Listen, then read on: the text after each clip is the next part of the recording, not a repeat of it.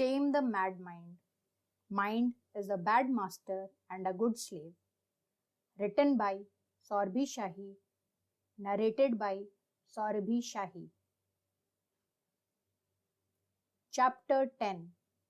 Hope Makes Everything Possible. Myra has joined the center and is the part of our fitness team. We are working hard every day at the center to make it better. Our motto is to give more amenities to the client during their fitness journey and to make the journey swift for them. Everything is going on perfect in my life. Time passed, the center is running successfully, and so is our relationship. Now I have decided to tell mom and dad that I would take this relationship a step ahead by marrying her. She knows everything about me and has accepted me with all my flaws, and she truly loves me. In the evening, post hard day's work, I headed home. I told my parents about my plans to marry Myra. They just wanted my happiness. They too agreed to my plans. They wanted to meet Myra once before they initiated talks with her family. A day later, I invited Myra home for lunch so that my parents could meet her. She came home and met my mom and dad. We had lunch together. My parents now wanted her to be the part of our family as soon as possible. As days passed, by each passing day, our bonding became stronger, and now it was the time for my parents to meet Myra's parents. Since her father was no more, now her mother and her elder brother were the right person to take all the decisions for her. We were invited to have dinner at her place. They gave us a very warm welcome, and after making us comfortable, the families had some important talks post dinner. Later, they announced that the marriage was fixed. Soon after consulting the Guruji, the date would be announced. Both the families decided to keep it simple without spending too much. There was no demand of dowry from our side, and her family was happy to know that we have a progressive outlook. All the marriage expenses were to be split into two halves. Soon the marriage date was fixed and we got married. We had a registered marriage and later had a small gathering with our near and dear ones.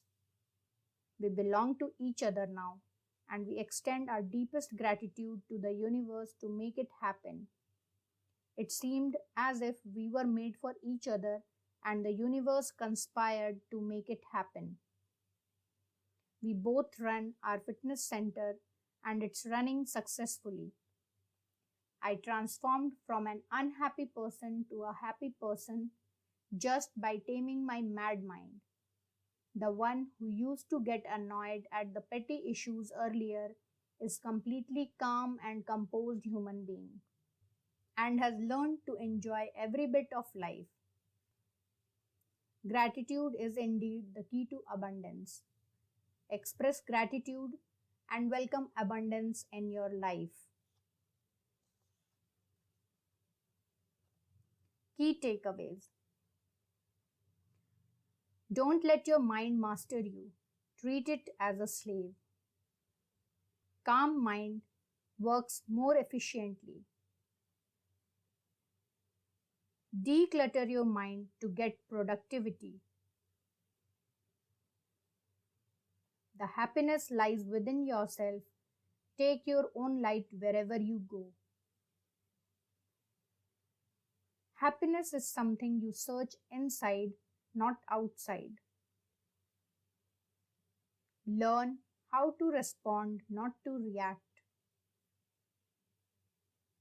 Busy mind is a happy mind. Stay close to nature. Exercise is good for mind and body. Meditation trains attention, gives stability and clarity to our mind. Thoughts are powerful. The strongest muscle and the worst enemy is our mind. Train it well. Believe in yourself. It's never too late to restart anything in life. Last but not the least, changing ourselves is in our hand. Love the idea of loving yourself rather than changing others. Before ending this book, I would like to narrate a poem that is penned down by me, and its title is Inside Outside. Inside Outside. It's all scattered outside, it's even scattered inside. How can I organize my outside when it's all litter inside? It's going on since long. It's not a place where I belong. There is a struggle in my mind. What am I have to find. The journey to search myself has begun. The route is tough, harsh, and not at all a fun. It's the moment to be true to myself. Only the facts and no more bluff. I know it will make me cry, but this time I will not shy. I will take out what's all laid to rest. This time it's my self-test. I questioned why I am not happy, though I have everything around me classy. It's the expectation that I had with myself. I had dreams resting on my shelf. It's been long I had a meeting with my own soul to talk it out one and all without any toll. When I turn and see, I feel I had lost my way. It's more than a decade, it's not a tale of today. I woke up as I was asleep. It's the time that took a leap. I had talked to myself in and out and had cleared all my doubts. My soul gave me all the explanation and also provided me the solutions. It said, you talked more outside and were mum inside. Just reverse it and see the magic. I listened to it instantly as it had a logic. The more I talked to me, the brighter outside I could see. I talked more and more. Gradually, I unlocked many doors. I decided to organize my inside one by one. There was no hurry. Gradually, it was to be done. I started to focus on myself step by step. I had interactions within and was ready for my help.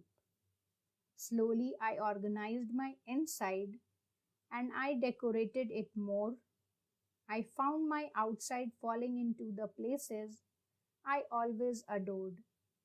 The fight with inside and outside is still on till I find a place to which I belong. Hope you all liked the audiobook. Don't forget to give your reviews in the comment box.